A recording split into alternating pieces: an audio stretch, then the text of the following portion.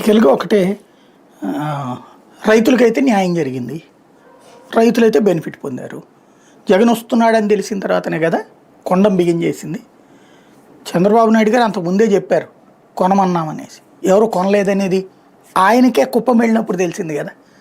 అంతకు ముందే కనుక ఆయన చెప్పగానే మరి అదేంటో ఒక ముఖ్యమంత్రి ఆదేశించిన ఆచరణలో పెట్టకపోవడం ఏంటో అర్థం కాలేదు. వాస్తవంగా కుప్పం ఆయన వెళ్ళక ముందు, జగన్ ఈ ప్రకటన చెయ్యక ముందు 5 రోజుల ముందు చెప్పారు చంద్రబాబు గారు మామిడి కొనమన్నారు అన్నటువంటిది ప్రభుత్వం నుంచి ప్రకటన అధికారికంగా. అది పేపర్లు వాళ్ళ గెజిట్ పత్రికలు అయినటువంటి ఈనాడు జ్యోతిలో కూడా వచ్చినాయి. కానీ గ్రౌండ్లో అయితే కొనలేదు. అక్కడ అదే పరిస్థితి. అదేమంటే అదే ఈనాడు జ్యోతిలోనే రాశారు, వాళ్ళు ఎవరు పట్టించుకోవట్లేదు, ఆ కంపెనీలో వాళ్ళు పట్టించుకోవట్లేదని. మొదటి రోజున అది రాసి రెండో రోజున కథ మార్చి అది వైఎస్ఆర్ కాంగ్రెస్ పార్టీ వాళ్ళే ఆ కంపెనీలు 90% వాళ్ళే ఉండటం వల్ల వాళ్ళు ఈ గేమ్ నడిపిస్తున్నారని రాశారు. అప్పుడు పెద్దిరెడ్డి రంగంలోకి వచ్చి మా అయితే తీసుకుని మా మీద కేసు పెట్టుకోండి, అవి కూడా మీరు స్వాధీనం చేసుకోండి అని చెప్పారు.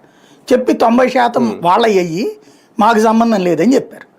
దాంతో ఆ తర్వాత అప్పుడు చంద్రబాబు రంగంలోకి దిగారు. కుప్పంలో ఆయన టూర్ సందర్భంగా 2 రోజులు ఆయన తిరిగారు కదా.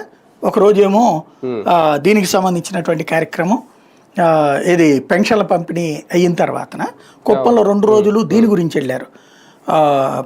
దాని పేరేంటది, పార్టీ తరపున ఇంటింటికి వెళ్ళాలనుకున్నారు కదా, తొలి అడుగులో భాగంగా వెళ్ళి 2 రోజుల పాటు తిరిగారు. ఆ సందర్భంగా ఆ రైతుల్ని పిలిపించారు, ఆ వ్యాపారులను పిలిపించారు, వాళ్ళ పత్రికల్లోనే రాశారు, ఆగ్రహం వ్యక్తం చేశారు. వ్యాపారులు తక్షణం కొనమన్నారు, 8 రూపాయలు మీరు కొనండి, 4 రూపాయలు నేను ఇస్తానన్నారు అని చెప్పేసి.